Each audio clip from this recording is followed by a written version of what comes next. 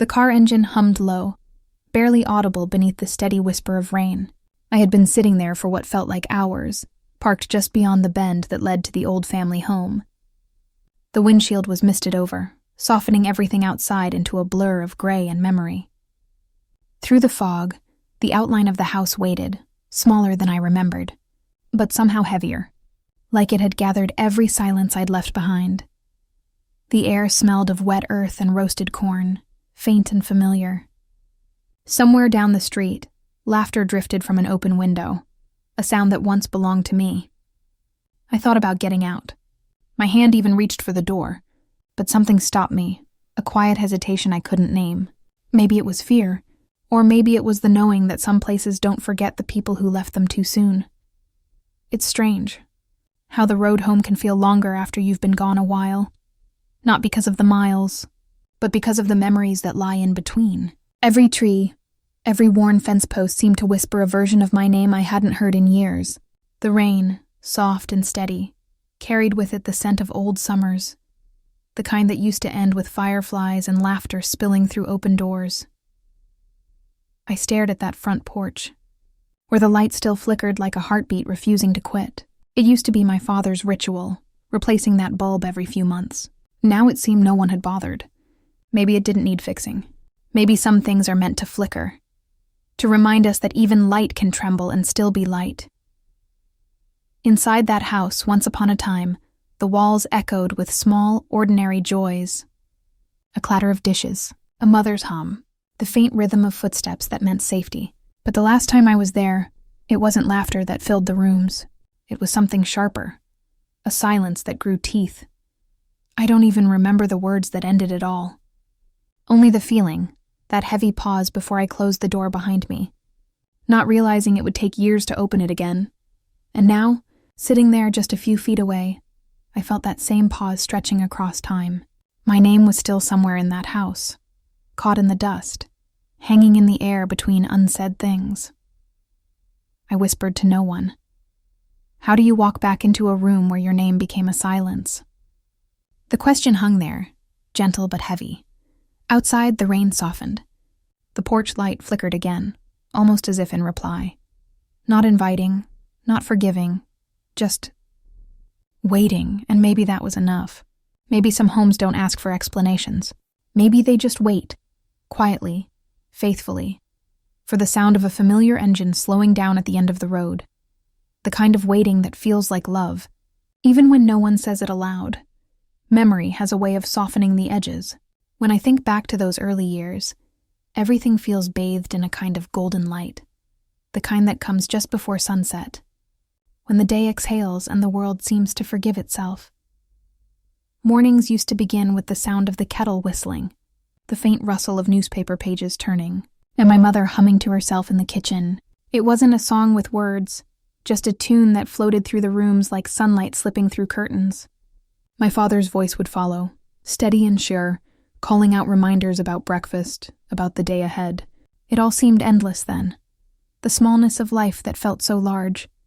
The kitchen was the heart of everything. The air always carried the scent of spices and warmth, cardamom, fried onions, a hint of something sweet. My mother's hands moved with the calm certainty of someone who'd done the same things 1,000 times before. Slicing, stirring, tasting.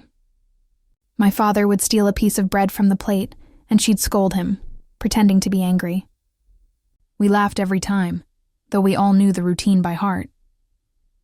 Looking back, I think that was what love looked like then. Not in grand gestures, but in patterns. In the way we showed up every morning, in the way someone always remembered how you liked your tea. But love, when unspoken for too long, begins to echo differently. I didn't see it then. How silence was slowly making its home between us. How words we never said began to weigh more than the ones we did. It started small. A missed goodnight, a door that stayed closed longer than usual, a conversation cut short because no one wanted to be the one to make it awkward. Still, there were the golden afternoons. The kind where the sun spilled across the dining table and the house felt full, even in its quiet. We'd sit together, eating, pretending the air wasn't heavy. Laughter came easily back then, but it was a careful laughter, the kind that stayed close to the surface, afraid of stirring what rested beneath. My father used to sit by the window after lunch, his face half in shadow, half in light. Sometimes he'd say nothing for hours, just tapping his fingers against the armrest, an old habit from his younger days. My mother would pass by, eyes soft but tired. She never asked what was wrong. Neither did I. It felt safer that way. We told ourselves that things like love didn't need words. That family was built on endurance, not expression. But maybe that's where we got lost. Maybe silence isn't proof of strength. Maybe it's just the slow unraveling of what once felt unbreakable. The photo on the mantel captured none of that. It was taken one summer afternoon, the kind where everything seemed fine. Everyone smiled because the camera asked them to. The light hit just right, softening the truth. My father's arm rested behind my mother's chair. My hand, small, uncertain, clutched the edge of the table. We all looked together, even if we weren't. That photo stayed in its frame for years. Through arguments, through absences, through the kind of days that leave invisible marks. It became a symbol of something that used to be real. Or maybe something we wished still was. Sometimes I'd catch my mother dusting it, gently wiping the glass, tracing her fingers over the smiles. There was tenderness in her touch, but also something else, a quiet grief, like she was trying to remember how it felt to be held by the moment that picture captured. There's a kind of comfort in routine heartbreak. You stop noticing when the laughter fades, because you learn to fill the silence with noise, dishes clinking, clocks ticking, the hum of a fan in another room. Life becomes background music to the things left unsaid, and yet, for all that distance, we still loved each other. We just didn't know how to show it anymore. Love became polite, predictable, something folded neatly away, not gone, just quiet. Years later, when I think of home, it isn't the fights I remember first. It's the small, ordinary warmths, the light slanting through the window, the smell of coriander and soap, the sound of the gate closing as my father left for work. Those moments live in me like soft ghosts. But the truth is, even ghosts can grow distant. When I finally left, after the last argument, after the final slammed door, I didn't take much with me. Just a few clothes, a book, and that memory of sunlight spilling across the kitchen counter. I told myself I'd come back someday, when things made more sense, when we all did. But time doesn't wait for that kind of promise. Years pass quietly, and the familiar becomes foreign. The house you once belonged to begins to live without you, and somewhere, behind that same mantel, the photo gathers dust, the smiles still frozen, still pretending everything was fine. I used to wonder what my mother thought when she looked at it. Did she still see the warmth we once called ordinary? Or did she too feel the ache of what we lost? The quiet tragedy of taking something so good, so whole, and forgetting how to hold it. Sometimes, I think the saddest thing isn't losing what we love. It's realizing how long we lived beside it, without really seeing it. It came quietly, not with drama or apology, but in the simplest way possible. A folded piece of paper slipped into my mailbox one gray Thursday morning. The handwriting was familiar but hesitant, the kind that's forgotten its own rhythm. Just 5 words. Family reunion this Sunday. Come if you can. There was no name, but I didn't need one. Some handwriting never leaves you. It carries the weight of shared meals, forgotten birthdays, and years of silence. For a long moment, I stood there, the letter trembling in my hands. The ink had bled slightly from the rain, as if even the sky wasn't sure what to make of it. I placed it on the table, next to a cold cup of tea, and stared at it for hours. The world outside kept moving, horns blaring, children running home from school, a distant train sighing through the city. But inside my small apartment, time refused to move. I thought of all the years that had passed since the last time I'd seen them. How anger had turned into absence, and absence had turned into habit. It's strange. At first, you think you're protecting yourself by staying away. Then one day you realize distance has become your new home, and you no longer know the way back. The letter sat there for 2 days before I touched it again. I must have read those 5 words 100 times, as if the meaning might change with each reading. I told myself it didn't matter, that a reunion wouldn't fix anything. But late at night, as the city grew quiet and my thoughts began to whisper, I felt the truth pressing in. I wanted to go, not to make peace, not to prove anything, just to see if the house still felt like it remembered me. The drive there was longer than I remembered. The roads had changed, or maybe I had. The same old landmarks were still there. The tea stall at the corner, the faded mural on the school wall, the field where we once flew kites until the string burned our fingers. And yet everything looked smaller now, the kind of smallness that only memory can give, when you finally see how much you've grown away from the places that raised you. When the house came into view, my breath caught. The roof had faded, the gate hung slightly crooked, and the bougainvillea vines had climbed so high they almost hid the windows. But beneath it all, it was still home. The smell of rain lingered in the air, carrying faint hints of soil and mango leaves. Somewhere beyond the walls, laughter drifted, the kind that fills a house and makes it pulse with life. For a second, I felt something warm stir inside me. Then fear followed close behind, because what if nothing had changed? What if the years hadn't healed what we broke? I sat there in the car, watching the raindrops slide down the windshield, blurring the house into watercolor. My hands rested on the steering wheel, but I couldn't move. My heart was loud, not from excitement, but from the weight of too many yesterdays pressing against today.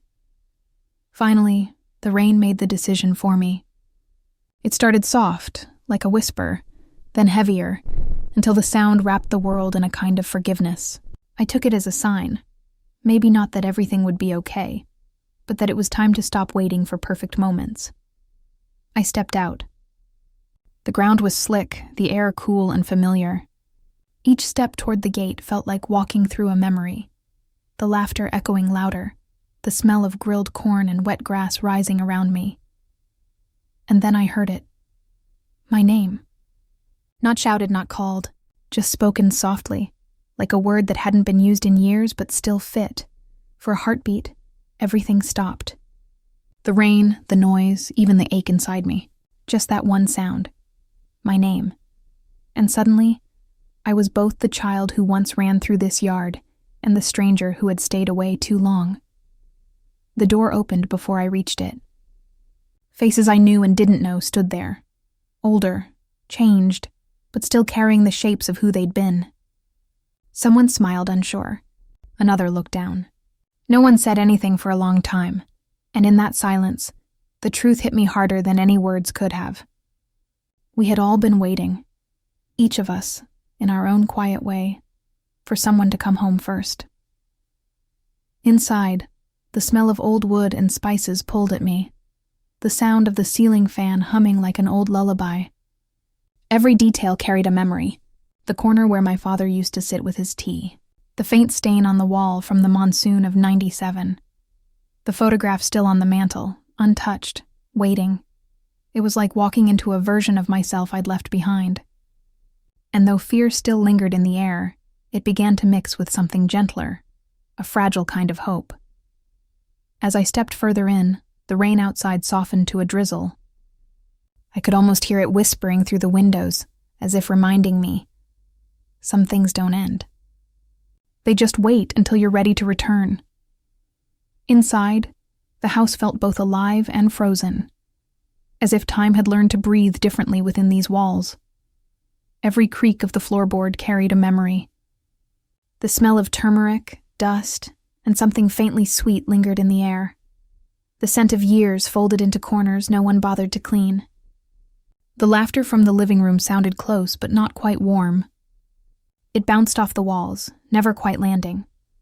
Hugs were exchanged, polite, brief, the kind that held history rather than comfort. Everyone smiled too much, their eyes searching mine for clues. Maybe they were wondering if I'd come to stay, or if I was just passing through. I stood there holding my breath, pretending it didn't ache to be back. Pretending I didn't notice how every photograph on the wall stopped just short of the year I left. My old room waited at the end of the hallway, smaller than I remembered. The door still had that small crack near the handle from when I slammed it one night long ago. I used to think I could leave my pain behind by closing that door hard enough. But pain doesn't stay in rooms. It follows you quietly until you're ready to face it.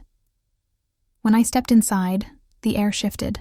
It smelled of dust and mothballs, but also, faintly, of the jasmine oil my mother used to dab on my pillow when I couldn't sleep. The bed was neatly made, the same faded sheets tucked tight, the same small lamp waiting by the corner. The curtain fluttered with the afternoon breeze, just as it used to. It was as if the room had been waiting for me to return, not to stay, just to be remembered. I sat on the edge of the bed, running my fingers along the wood frame. Little grooves carved by restless nights and young anger. I could almost see the ghosts of who I had been, the versions of myself that argued, dreamed, cried, left. All of them still here somehow, silent witnesses to the growing distance that had filled the years. In the drawer of the old desk, I found it. A letter folded neatly inside an envelope yellowed by time. The handwriting was mine. The date, barely legible, belonged to a version of me who thought writing could fix what words never could. The paper trembled as I opened it. "I'm sorry I didn't stay," it read. "I just didn't know how to be loved without feeling small." I read that line again and again, until the ink blurred through tears I didn't realize I'd shed. That was the truth I had carried like a wound. The fear that love could only exist where silence lived. I leaned back and let the weight of it all settle. The smell of rain still lingering from the open window, the faint hum of conversation from the other rooms, the soft sound of a clock ticking somewhere close. It all felt impossibly fragile, the way grief and love share the same heartbeat. Outside the door, someone laughed. The sound startled me, not because it was loud, but because it was real. It belonged to the house I remembered before everything broke. For a moment, I closed my eyes and let it wash over me. And that's when it dawned on me. No one ever stopped caring. They just stopped knowing how to show it. All those years I spent waiting for someone to apologize, to bridge the silence, to make the first move. I never thought maybe they were waiting for me. 2. Pain can make you selfish in quiet ways. You start believing your hurt is the only one that matters. You forget that others are carrying their own unspoken apologies, their own unsent letters. I placed the letter back into the drawer, not out of shame, but as a kind of offering, a way of saying, "I see you now." The frightened younger me, the family that didn't know how to hold me, the years we all lost pretending it didn't hurt. When I walked back into the hallway, the light had changed. The sun had softened into that familiar amber that used to fill the house in the evenings. Dust floated lazily through the air, catching in the light like tiny moments refusing to die. In the living room, the old ceiling fan turned slow and steady. My mother sat on the couch, her hands folded in her lap, eyes tired but kind. She looked up when she saw me. Not surprised, not emotional, just quietly there. I didn't know what to say. Words felt too heavy for the moment, so I simply sat beside her. The air between us was still, thick with things neither of us could undo. After a while, she reached over and placed her hand on mine. It wasn't an apology. It wasn't forgiveness. It was something softer, a kind of recognition, a way of saying we're still here, and maybe that's all we ever needed. Not the right words, not the perfect ending, just presence, quiet and flawed and human. That night, as the house settled into sleep, I lay in that old bed and listened to the rhythm of rain against the roof. The same sound I used to fall asleep to, only now it felt different. Less lonely, more like a heartbeat. For the first time in years, I didn't feel like an outsider looking in. I felt part of something again. Imperfect, yes, but still alive. Sometimes healing doesn't come with fireworks. It comes in whispers, in rooms that remember you, even when you've forgotten how to remember yourself. Evening slipped gently into the house, the way an old friend returns. Quiet, unannounced, familiar. The air cooled, carrying with it the scent of rain-soaked earth and the faint sweetness of mango leaves outside. From somewhere down the hall, a clock ticked softly, steady as a heartbeat. The laughter from earlier had thinned into low murmurs and the clinking of plates being stacked away. The reunion was ending, but not quite finished. The house in that in-between hour felt softer, as if it too was exhaling after a long day of pretending. I found myself standing in the kitchen doorway. The same kitchen I once tried so hard to leave behind. The tiles had yellowed with age. The edges of the counter bore small cracks like wrinkles on an aging face. The light above the sink flickered, the same one that used to buzz and die every few minutes. For years that flicker annoyed me, a symbol of everything broken, everything no one bothered to fix. But tonight, it felt different. It pulsed weakly yet faithfully, stubborn in its small existence. I stood there, watching it flicker on and off, like the rhythm of forgiveness learning to breathe again. The old kettle sat on the stove, its metal dulled but still shining faintly where fingers had touched it over the years. I filled it with water, the sound of the tap running soft and steady. Steam rose soon after, curling into the quiet air. That's when I heard the slow shuffle of footsteps behind me. Without turning, I knew who it was. Some silences don't need names. They just sit beside you like memories. We didn't speak. The room didn't need words to understand what was being said. The kettle whistled softly, not shrill but low and soothing, like it knew to whisper tonight. I poured 2 cups of tea and placed one on the counter. The other cup stayed in my hands, warm against the chill of the evening. For a long while, we stood like that, 2 figures surrounded by the hum of old air, the flickering light above us drawing long, soft shadows across the floor. Finally, a quiet voice broke the stillness. A simple remark about how small the kitchen felt now, how everything seemed closer together. I nodded. Not because I agreed or disagreed, but because that was enough. The sound of connection, small and ordinary. We talked about the simplest things. The garden, the weather, how the neighborhood children still played cricket in the lane. Nothing that mattered, and yet, everything that did. With every word, something invisible began to loosen. Years of tight, brittle silence began to soften. The air between us changed. Not dramatically, not all at once, but gently, like fabric being unfolded after years in a drawer. When the light flickered again, the moment caught me, the way its glow filled the room for just a breath before dimming. It reminded me that love, too, sometimes looks like that. Uncertain, inconsistent, but still trying. Still choosing to shine, even after all this time. I looked around that small kitchen and realized how much of life happens in rooms like this. Not the grand moments or the big confessions, but the quiet ones, where understanding hums beneath what isn't said. Where the clinking of cups can mean, I missed you. Where sitting in silence means I forgive you. The warmth from the tea seeped through my palms. The smell of ginger and cardamom filled the air, the same way it used to when I was young. For a moment, the years folded back in on themselves. I could almost hear my mother's hum, my father's laughter from the other room, the sound of rain tapping softly against the kitchen window. This was what home had always been. Not perfect, not peaceful, but alive. We stayed like that until the light finally steadied. No longer flickering, just glowing weakly but sure. It wasn't fixed. It had simply found its rhythm again. I smiled quietly at that. Some things don't need to be replaced. They just need to be seen again. Before heading to bed, I turned back once more to look at the kitchen. It was small and cluttered, but it felt whole. In the soft glow, the cracks on the counter looked almost golden, like proof that time had touched this place, but hadn't taken it away. I whispered a small thank you, not to anyone in particular, but to the moment itself. To the house that still remembered how to forgive in its own quiet way. To the people inside it, who had forgotten how to love loudly but never stopped loving altogether. That night, as I lay in bed, I kept thinking about the light. How it had kept flickering all these years, unseen, waiting for someone to notice that it was still trying. Maybe forgiveness is like that too. Not a grand moment, not a single word, just the steady hum of something that refuses to go out, no matter how long it's been left alone. And maybe that's enough. not to fix what broke, but to let it glow again, softly, where it matters most. Because sometimes, love doesn't announce its return.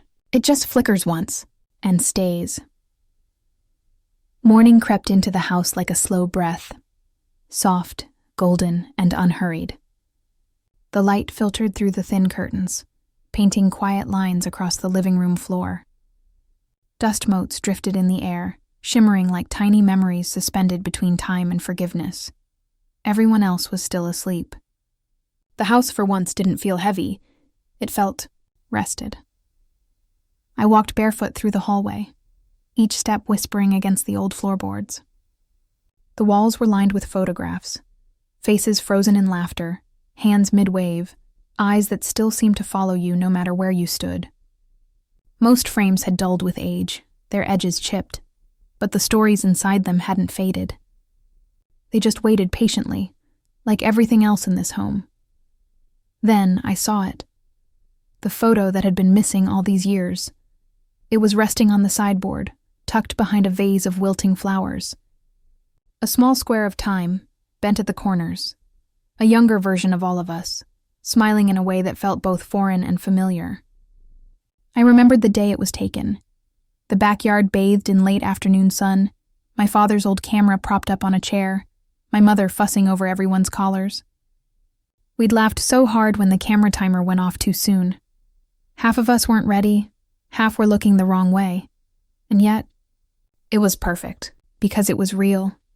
I picked up the photograph carefully, the edges soft against my fingertips. For years, I thought I didn't care where it had gone. Maybe I even blamed someone for hiding it, as if erasing the picture could erase what went wrong between us. But standing there, in the quiet light of morning, I realized no one had taken it away. It had simply been misplaced, like so many things we lose when we stop looking. The photo was lighter than I remembered, but the weight of it settled deep in my chest.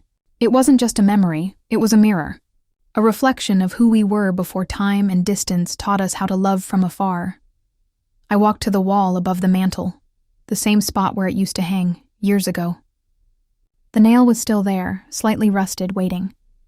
I pressed the frame against it, the faint sound of glass against wood echoing softly through the room. And there it was again, back where it belonged. The sunlight reached it gently, warming the faces inside. For the first time in a long time, I saw us. Not the broken pieces, not the unspoken regrets, but the simple truth of a family that once knew how to smile together. I stood there for a long moment, breathing in the stillness. Around me, the house seemed to hum with quiet life, the kettle beginning to whistle faintly in the kitchen, the creak of someone waking upstairs, the chirp of birds outside. It felt as though everything had exhaled at once. In that single breath, I understood something I'd been running from for years. Healing doesn't always come as a grand revelation. Sometimes, it arrives as a small act, the return of a photo, the flicker of a kitchen light, the warmth of a cup of tea shared in silence. The photo wasn't proof that everything was fixed. It was proof that nothing had ever truly disappeared. The love, the laughter, the connection, they had only been waiting, quietly, for us to remember where to look. I touched the glass once more before stepping back. The smiles in that frame looked different now. Maybe because I finally understood the story behind them.